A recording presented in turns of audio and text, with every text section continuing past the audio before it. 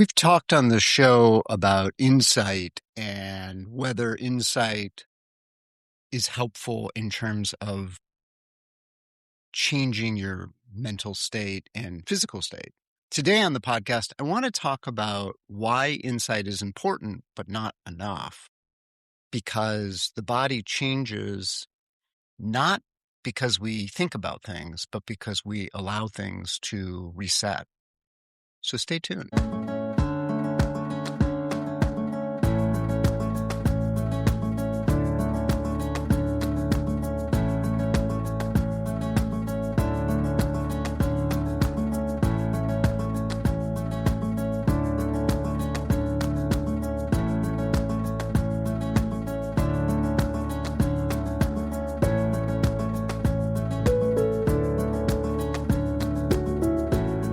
Hello and welcome to Ask Dr. Gil. I am your host, Dr. Gil Winkelman. And today on the podcast, I want to ask you a question.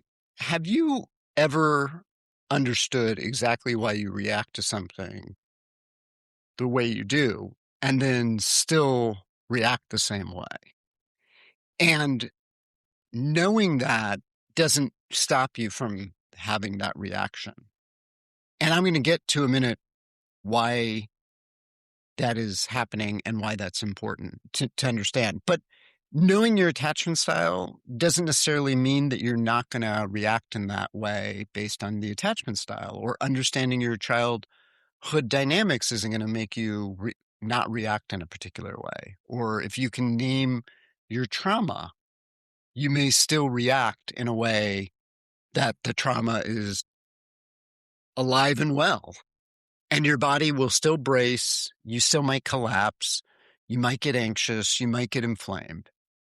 And insight changes the narrative sometimes, but it doesn't necessarily change the frequency. And I think this is something that is misunderstood sometimes.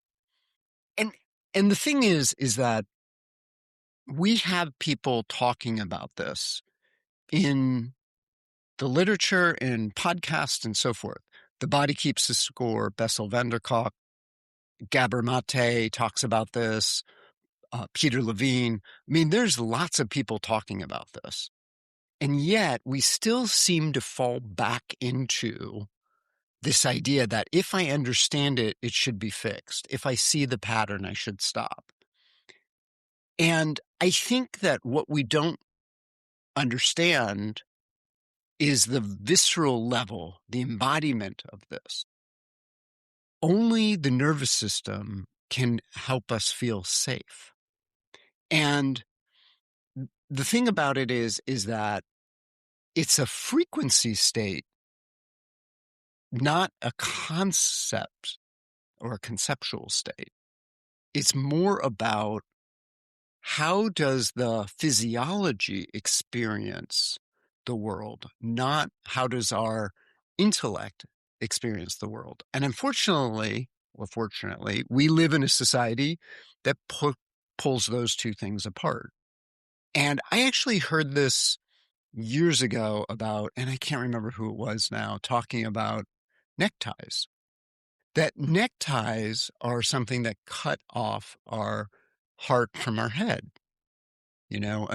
and you could think about it from a chakra perspective. I haven't talked about chakras on this show, but you've got your sixth chakra, your head. The necktie is around your fifth, so you don't speak what it is in your heart to speak. And now your head and your heart are separated, your sixth and your fourth chakra, to speak in those terms, if that's a language you use. Healing requires a bottom-up approach.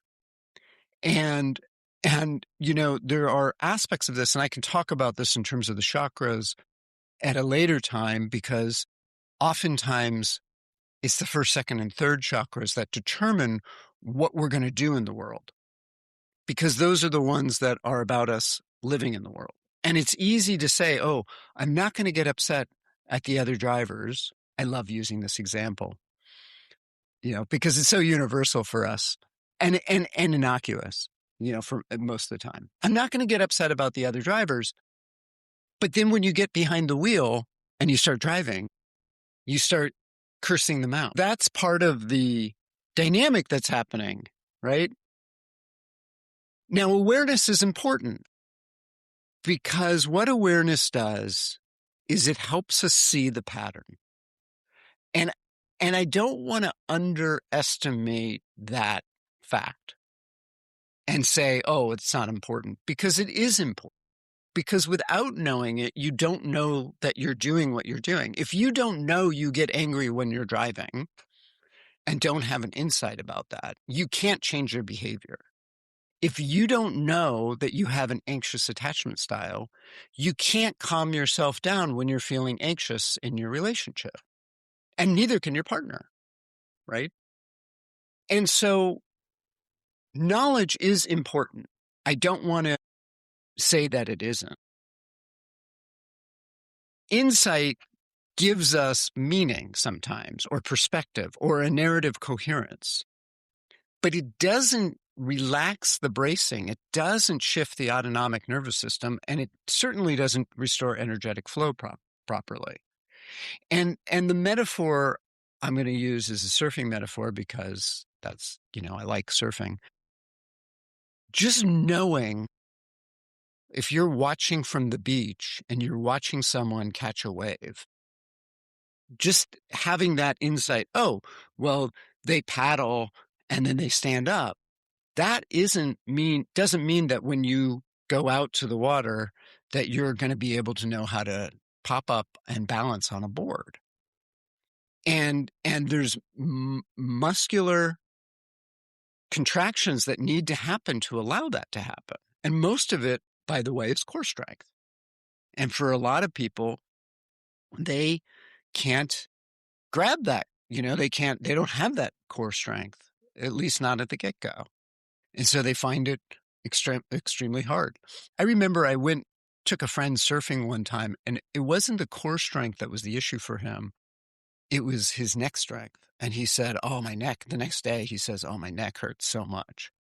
And part of that is how he was holding his head up, because you actually have to use more of these inner back muscles, or in your mid back, and not your traps as much as your rhomboids.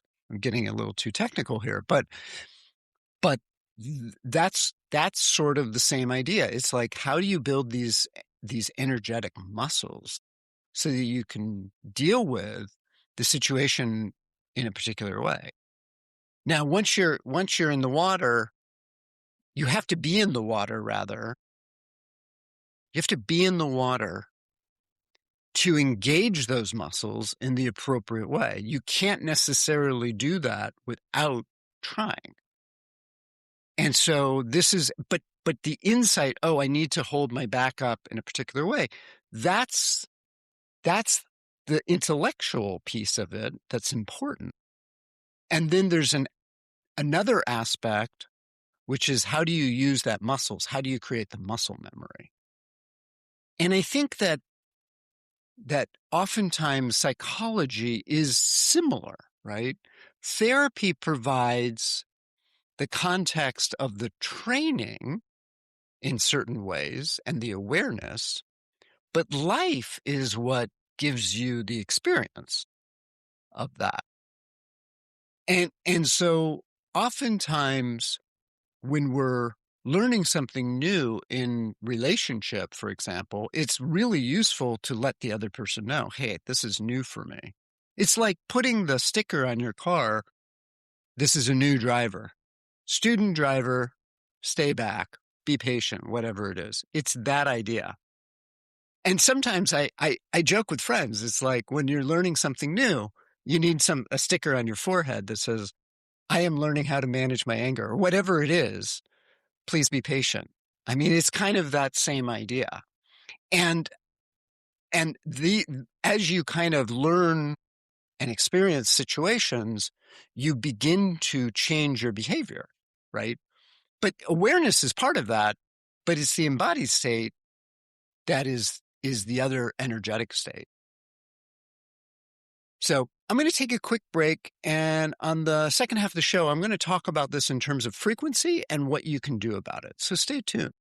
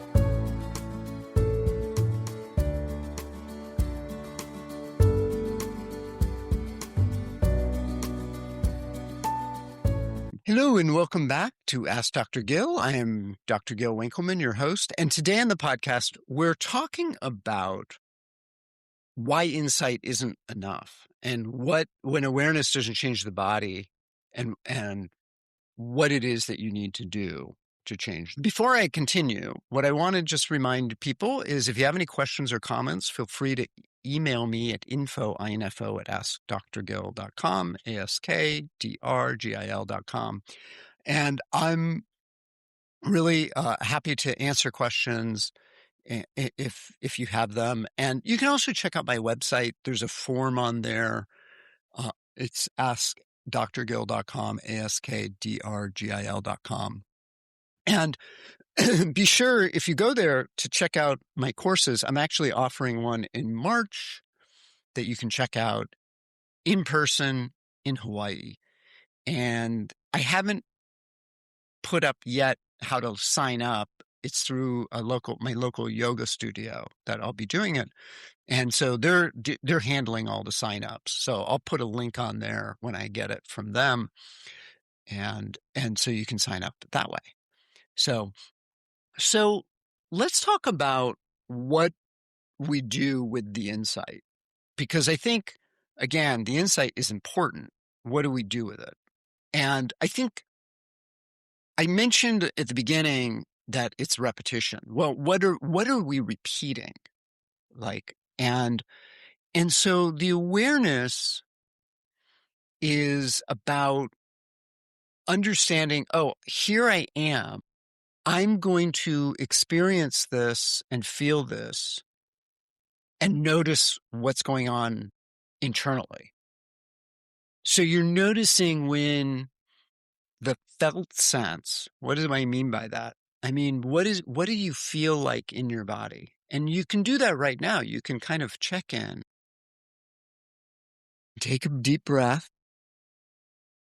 and say, all right, what am I feeling in my body? Am I feeling safe? Am I feeling anxious? Am I feeling worried? Am I feeling grounded? Am I feeling ungrounded? What is going on internally? And knowing that is important. Am I feeling pain? Am I feeling tightness? Am I feeling relaxed? And oftentimes what happens for people is they become aware of the tension in their system. And this is part of the reason why people stop meditating. It's not that meditation makes you anxious. It's that meditation brings awareness to the underlying state. And so oftentimes, this is why people don't go beyond insight, is because, oh, there's something there. I don't want to look at it. I don't want to feel that.